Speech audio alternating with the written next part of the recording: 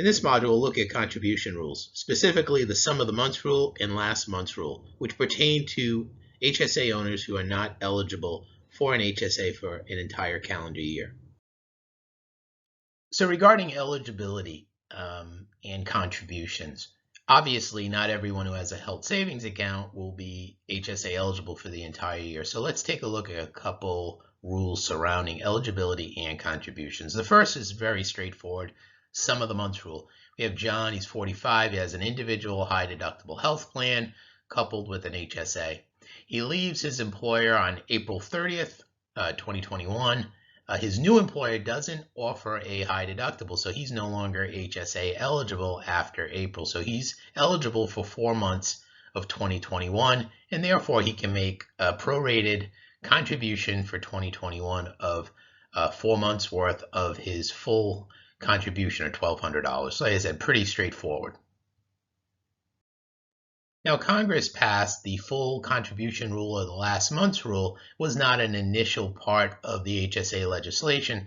And the goal of the full contribution rule was to provide an opportunity for people to get as much money into their HSA as quickly as possible. So let's take a look at that. So here we have Gina. She starts a job on November 29th, 2021. She chooses the high deductible health plan and she establishes an HSA. Gina's first day of HSA eligibility is the first day of the following month, which is December 1st. Gina has the option based on the sum of the months rule, which we just talked about, or the full contribution rule.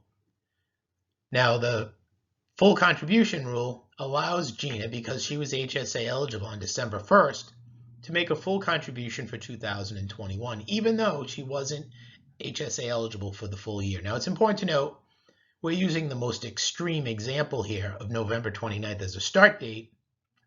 So her first day of eligibility is December 1st. This obviously would be the case if she was HSA eligible in October or whatever, just not the full year, and was HSA eligible on December 1st.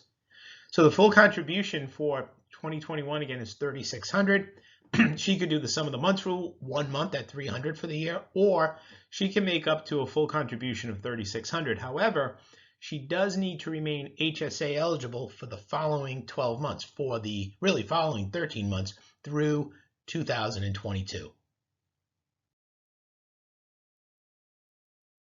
So here's the testing period. So again, Gina becomes HSA eligible as of December 1st, 2021.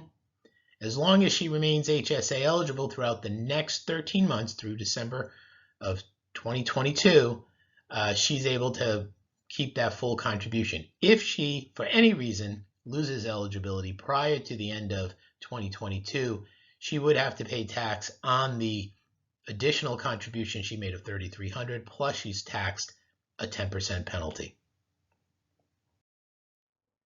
So here's our friend Gina. She loses her HSA eligibility in June of 2022. So she doesn't reach the entire calendar year that was required by her making the full contribution. Gina must include the $3,300 of additional money that she put into her HSA into her gross income on her next return.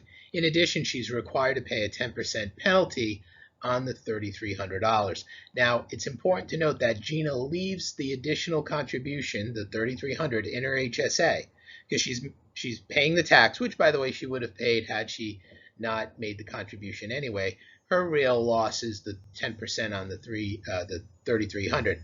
But she leaves the money in the HSA. She doesn't pull it out because really that would create another problem for her, and that would be the $3,300 would be subject to a 20% penalty for a non-qualified medical expense withdrawal. So it'd be like a double whammy. So again, really what she risked by taking advantage of the full contribution was the $330 penalty that she had.